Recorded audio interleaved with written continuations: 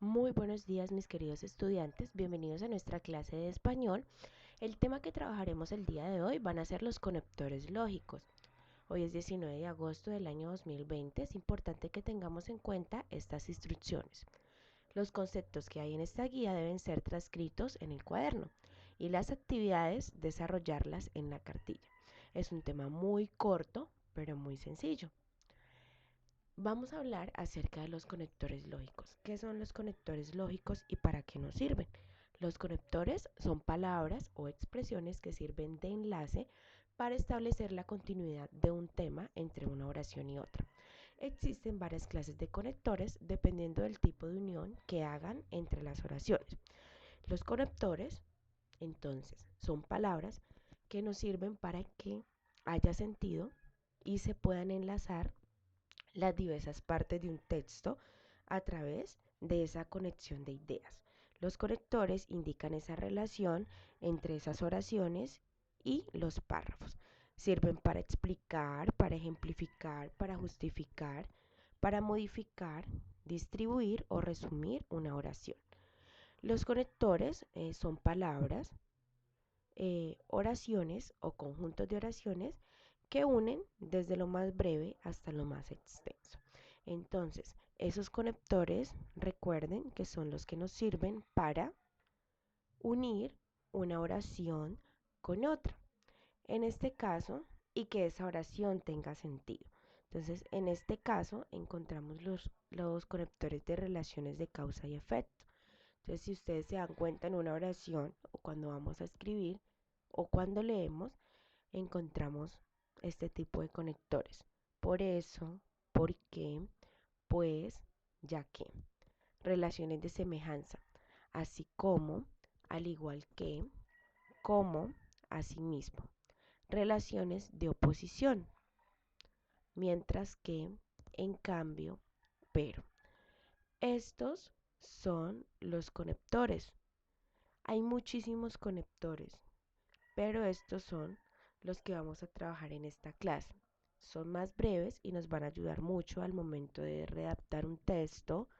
Al momento de leer vamos a ir conociendo esos conectores que nos sirven y son de gran importancia para que las oraciones o para que un texto tenga sentido.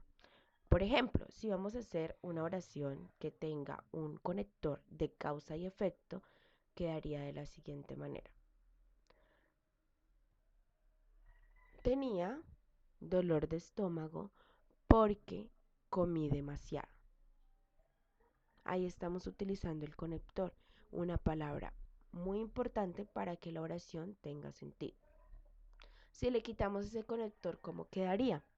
Tenía dolor de estómago, comí tarde, anoche o comí mucho. No tendría sentido. Si le agregamos el por qué, va la oración a tener un sentido completo. Relaciones de semejanza. Juan es como mi papá. Juan es como mi papá. Estamos utilizando ese conector. Si se lo quitamos, ¿cómo quedaría? Juan es mi papá. Pero yo no quiero expresar eso en una oración.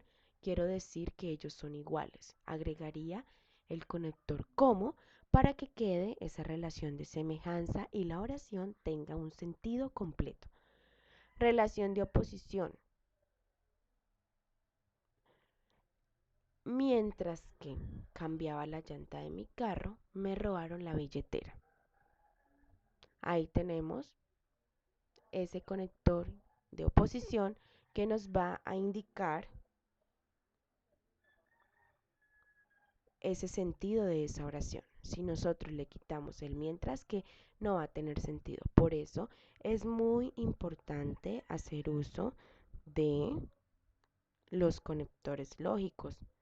Son importantes para escribir, para entender un texto o una oración o un párrafo. Por ejemplo, cuando nosotros escribimos una receta, tenemos los ingredientes, pero queremos escribir cómo se hace. Utilizamos unos conectores. Si no los usamos, entonces la receta no nos va a quedar coherente y no vamos a poder entender. Entonces, los conectores son esas palabras o expresiones que sirven para enlazar, es decir, para unir una oración con otra y que tenga sentido. Vamos a desarrollar como actividad las páginas 54 y 55 de nuestra cartilla de español que tienen ejercicios muy fáciles en relación a este tema. Espero les haya quedado muy claro, chicos. Feliz y bendecido día.